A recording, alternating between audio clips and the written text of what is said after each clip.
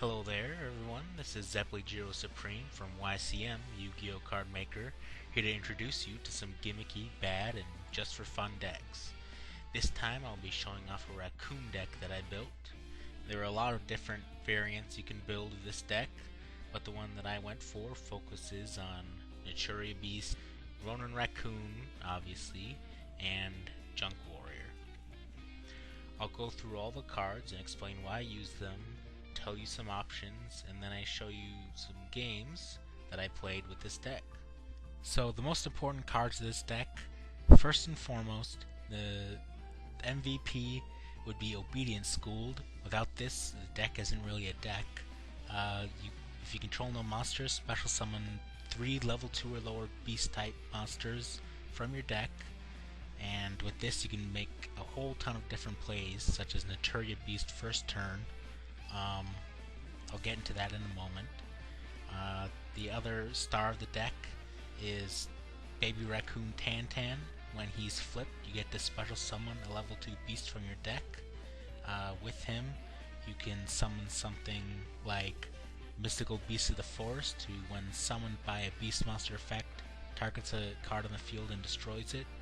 With this, you can set up for your bigger plays or just get rid of something that's been bothering you.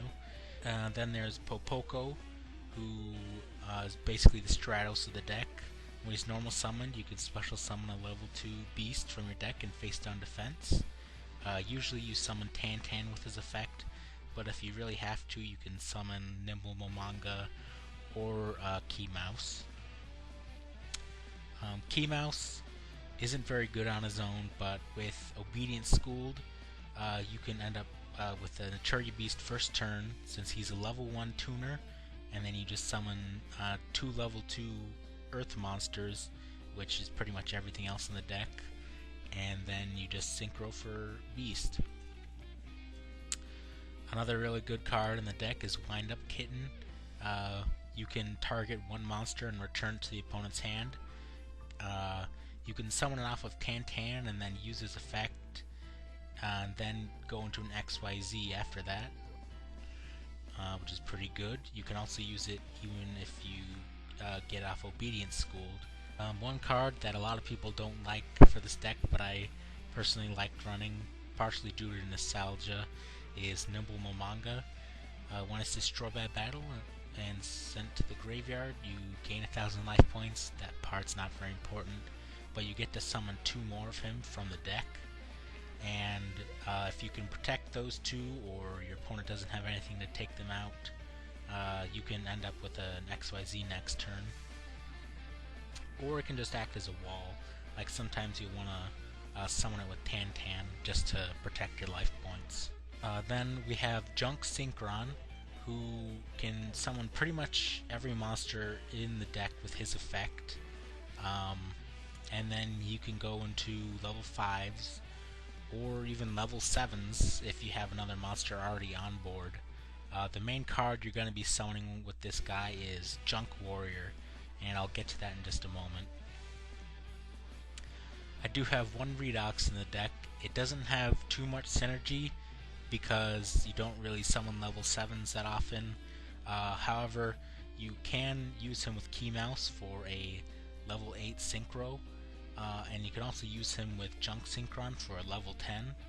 And plus he has Revival, so you can bring back your Naturia Beast if it ever goes to the graveyard. I do have one Beast King Barbaros also. In testing, I was actually using Green Baboon, but he rarely got off his effect. He's a useful normal summon, 1900 attack. The main appeal here is you can summon him by attributing 3, destroy all of your opponent's cards, and if you use Obedience School, you get those 3 tributes for him. Most of the other spells that I use in this deck are just standard. However, I do run Closed Forest. The whole field spell effect part of it isn't very important. However, the most important part is the attack gain. It isn't very much, so you're not like using it for OTKing and all that. However, it can give you a bonus to your token that you get from Ronin Raccoon, which lets it run over everything on the field. I do have 3 Wabaku, um, mostly because I want to be able to protect stuff like Tan. They'll attack into it, and then I'll use Wabaku, and he'll be flipped and get his effect off, but he won't be destroyed by battle, and neither will whatever he summons, so I'm pretty much guaranteed for an XYZ next turn. And also, nobody likes being OTK'd, so there's that. Then the other traps here are just generic traps that are pretty good. The MVP of the deck in the form of the extra deck is number 64, Ronin Raccoon Sendayu. You use 2 level 2 beasts to summon him, and once per turn you can attach an XYZ material to special summon a Kagemusha Raccoon token. Its attack is equal to the attack of the highest monster on the field. Also, he can't be destroyed while you control another beast. You can create a lock by summoning 2 of them, and they'll protect each other from being destroyed, but also the token protects him. I also have Gachi Gantetsu. He's basically just there for stalling, and also he gives a boost to the Kagemusha token, so it'll run over whatever it copied. For the synchros, I have a Catastor. It's just a generic level 5. And then I have Naturia Beast, who's one of the main focuses of the deck. You can negate spells, which is really important, and if you can keep him on the field, he can really frustrate your opponent. Then there's Junk Warrior, who's the main appeal for using Junk Synchron. The most important thing about him in this deck, he gains attack for all of the level 2 or lower monsters you control. Most of these monsters are level 2 and lower, but most of the time he's going to be getting his bonus from the Kagemusha Raccoon token, which is actually level 1. You can get some pretty crazy damage on board. Then I have Armades and Frozen Fitzgerald, which you can summon with Junk Synchron and a level 2 beast, which is pretty much everything again. It's kind of like an Armades with a little bit higher attack. However, if he's destroyed by battle, you can discard a card to special summon him in defense mode. It can be situationally good. I just have some level 7s in here because you can make level 7s, they're not too important. And you can also make these level 8s with Redox and Key Mouse, or with a level 5 and Junk Synchron. And then there's Gao, who I talked about you can make for the level 10s. Now, some of the options that you can choose for this deck are Cerberel.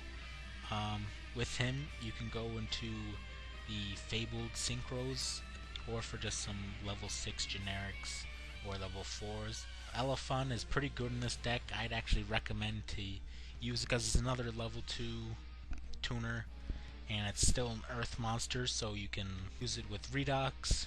With him, you can end up with a play where you have both Naturia Beast and Ronin Raccoon on the field first turn. You can also play Raiko in this deck. Summoning him off of Punpoko is pretty good if you don't have any other plays to really make. And he can mill, which can be useful for Redox. Sequel is one card that some people use, but I didn't really find too useful. Plus, he's a really dead draw card. One trap that you can use in this deck is Burst Rebirth. You can pay 2,000 life points to special summon a monster from your grave and face down defense. Usually you would summon this guy, or if you played him, you could summon Raiko. I tried it out and it was situationally useful. You can also use Herald of Pure Light. He'll help you to return targets for Obedience Schooled into the deck. One gimmick that you can use with a deck like this is Hex Sealed Fusion. With it and Naturia Beast, you can make Naturia Exterio, which can be pretty cool, but I think is really inconsistent. You don't have really any other use for this guy besides that. Alright, now that you know what the deck's all about and what the cards are, let's have a look at some of the games that I had with it.